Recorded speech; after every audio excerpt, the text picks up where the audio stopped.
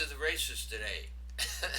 Since we're dealing with nouns, adjectives, and the definite article and their endings. And what we're going to see is the all-important chart for the definite article, which is going to help us with the noun system and the adjective system, and for many other items, grammar related down the road. And we're going to be learning those through 8 pictures. So let's get started here.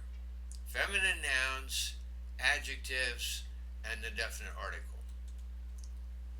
Now, by way of grammar review, our 2 major headings are verbs and nouns.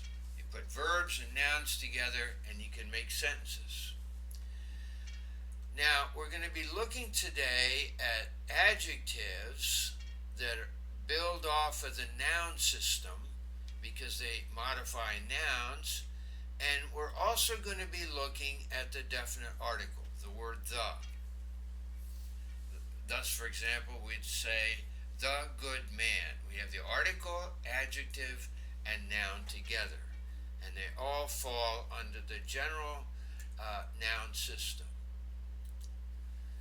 Now, here's the declension of the feminine noun. In chapter 2, we had the declension of the masculine and neuter nouns. The feminine nouns are characterized by the letters alpha or eta. You'll see the alpha and the eta across the jersey of these 2 girls. In chapter 2, we saw the common letter was the omicron, and I wanted you to hold off memorizing the endings for the second declension until this chapter, because we're going to be seeing how to learn all of them together. Now, we have the word hora there, that means hour. We have doxa, that means glory, and graphe, that means letter, writing, or scripture. Now, notice in the forms that are off to the left, the nouns end either in an alpha or an eta.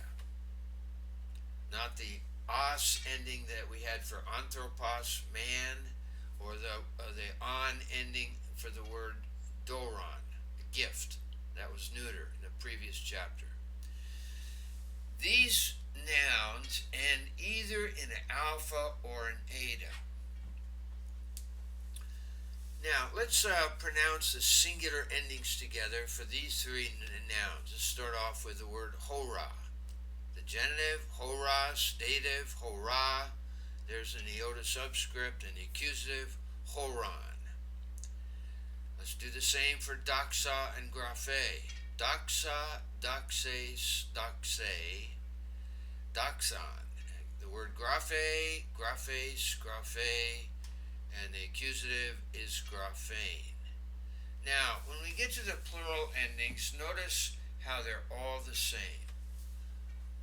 Let's just pronounce the word horai, and then doxai and graphai. All of the endings are the same. For the genitive, dative, and accusative, all the plural endings are the same. Now, in the singular forms, the alpha changes to an eta in the genitive and dative. And that's exactly what happens here. The alpha, we have ace, and the dative, we have the a there with the iota subscript. And then it goes back to the alpha in the accusative case. But notice the second bullet point there.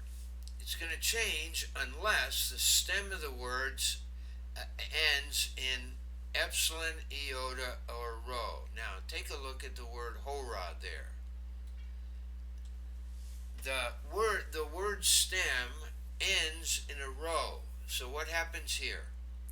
The alpha is retained. Here with the genitive, the dative, and the accusative. So you have an alpha all the way through if the stem of the noun ends in an alpha or eta. Now, off to the right here with the word graphe, the nominative ends in an eta, so the eta is retained all the way through. So we have graphe, graphes there, graphe, and the accusative graphane.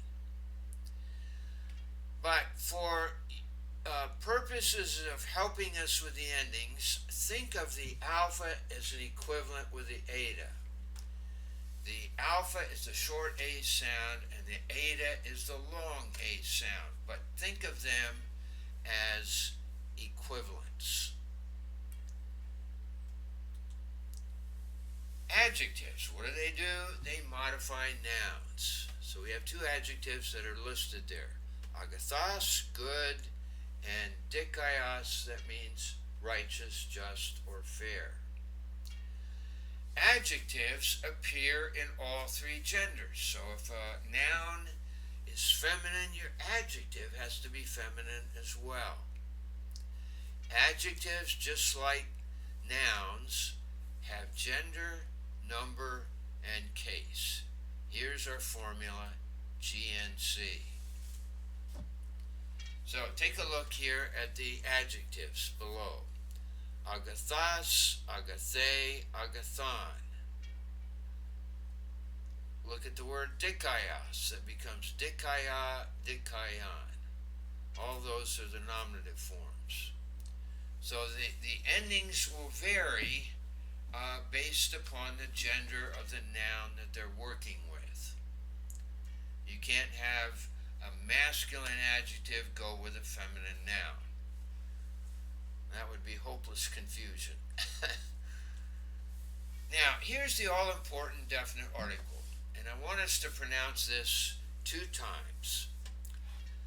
Ha, he, ta, tu, tes, tu, dative, to, te, to, accusative, ton, tain, ta, nominative plural, hoi, hi, ta, genitive plural, tone, tone, tone. They're all the same. Dative plural, tois, tais, tois, and the accusative, tus, tas, ta. One more time. Ha, he, ta, tu, tes, tu, to, te, to, accusative, ton, tain, ta, nominative plural, hoi, hi, ta, tone, tone, tone, dative plural, tois, tais, tois, and the accusative, tus, tas, ta. Now, learning the definite article is key for the noun, the adjective, and as we'll see further in Greek to me, other parts of speech. It is critical to learn this chart inside, outside, upside down, in and out of order. This is the key for the whole of what we're going to be looking at in chapters to come. So how are we going to memorize this? Well, let's start off here. Norbert nominative. Remember, he and Nora together were the case people associated with the nominative case. When you see Norbert in a picture all alone, that's singular. When you see Norbert and Nora together in a picture, that's going to be your plural nominative forms. So, there are endings for the nominative case. Ha, he, ta. We find Norbert nominative is astride a donkey who brays ha, he to a top. Strange thing to be sure. Thus the question mark. Ha, he, ta. Norbert nominative sitting on a donkey says ha, he to a top. The singular genitive endings. Here we have just Gerard. That's the singular. What are our endings here? Tu, tes, tu. Well, Gerard genitive, remember the word love, he loves stew. And stew, off to the right here, big chef, Stew is tasting stew. That helps us with the endings. To taste two. And Gerard, looking on, wants some of that stew. Remember that the genitive case is the of case. To taste two. So here, stew is tasting stew. The dative case, what are our endings? To, te, to. Well, what's the picture here? You throw a potato to Demetrius dative. To, te, to.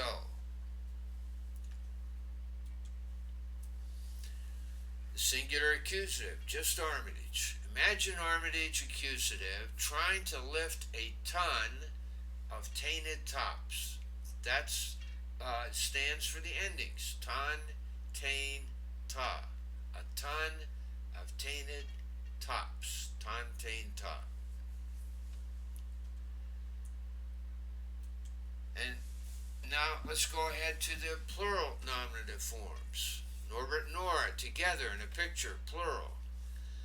What are our endings here? Hoi, hi, ta. Both of them are at a bridge party where a book of Hoyle says hi to a top. Hoi, hi, ta. That's our plural picture. Book of Hoyle with Norbert nominative saying hi to a top. Hoi, hi, ta. Plural genitive. Gerard and Geraldine, plural, are in love. And what we see here are the tones of love. See the musical notes above there and the metronome? Tone, tone, tone. All the endings are the same. Plural dative. Demetrius and Demetra. Remember, that's the two case. They're little baseball players, and you throw something to them. Well, now they're inside playing with toys. See the little toy jack-in-the-boxes there?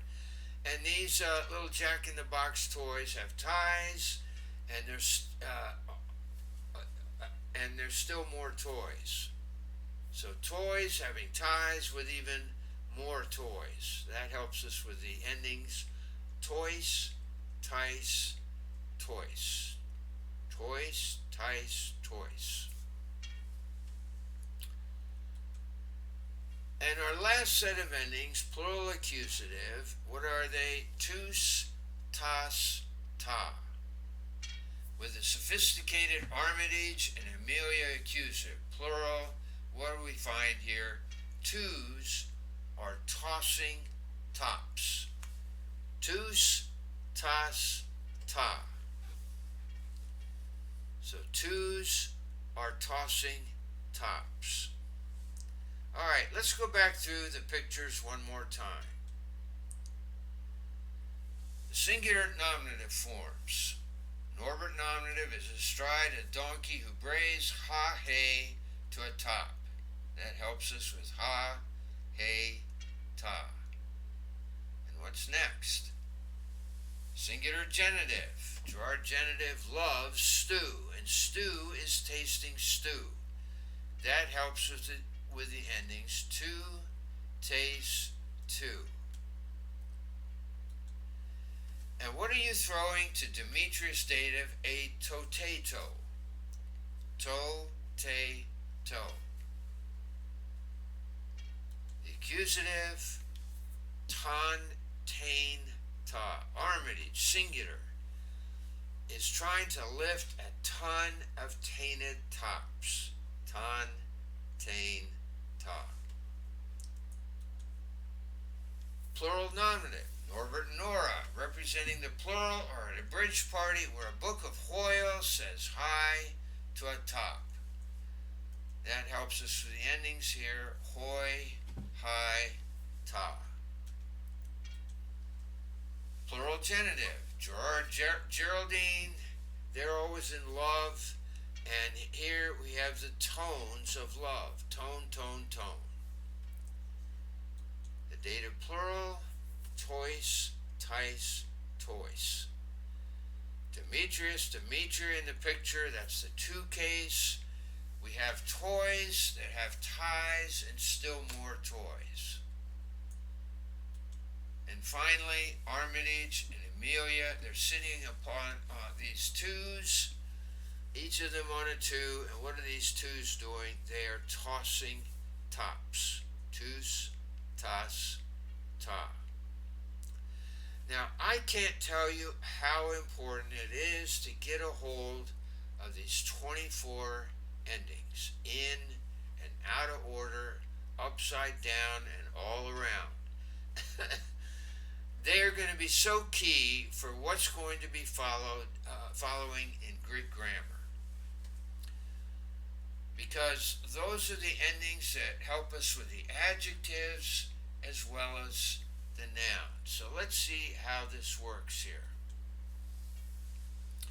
Remember that are all important principles. Adjectives, articles, the word the, and nouns must agree in gender, number, and case, GNC. Now, notice here what we have below. Let's take a look at the first one. Tu pistou didaskalu. Tu pistou didaskalu. Now, let's start off here with the last word, didaskalu. We know from our vocabulary that that's a masculine noun. Didaskalos is the vocab form. But notice the endings here. There's a definite article, there's the adjective, and there's our noun. You see the oo ending? How is that to be identified? Let's go back to our picture here. Tu, tes, tu. Masculine, feminine, and neuter. So this is identified as a masculine singular genitive. All of those are masculine singular genitive. And how would this be translated? Of the faithful teacher. Let's take a look at the next one. Tan, kakan, karpan. All right, karpan, our vocabulary form is karpas. We know that's a masculine noun. And what are our endings? Well, notice here. We have the on, and on. What's the picture that goes to this? Armitage trying to lift a ton of tainted tops. So all of these are masculine singular accusatives. That means it's the direct object of a sentence. So if you wanted to say, I eat estheo tan karpan, kakan karpan, I eat the good fruit.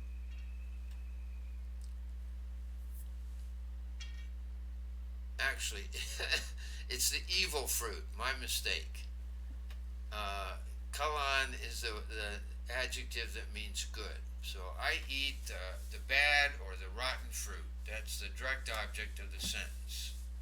The third one. Hi agathai ecclesiae. Now, ecclesia is a feminine word.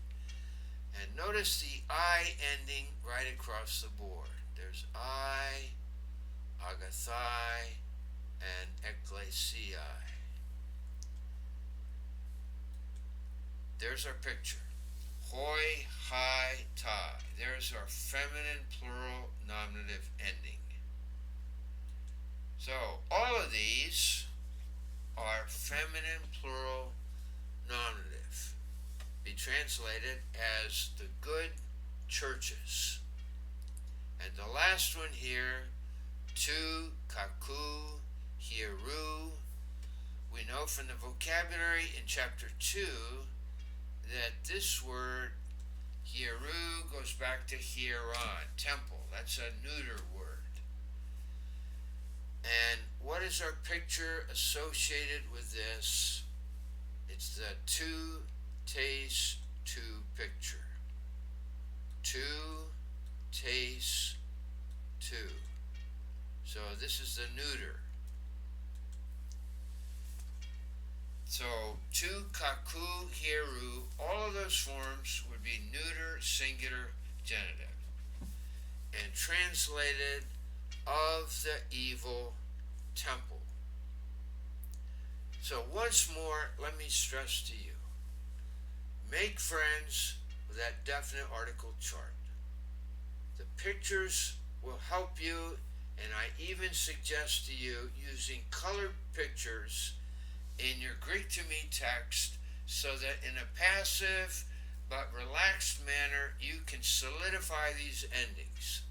They will help you not only with this chapter but the chapters to come. So thanks and all the best to you.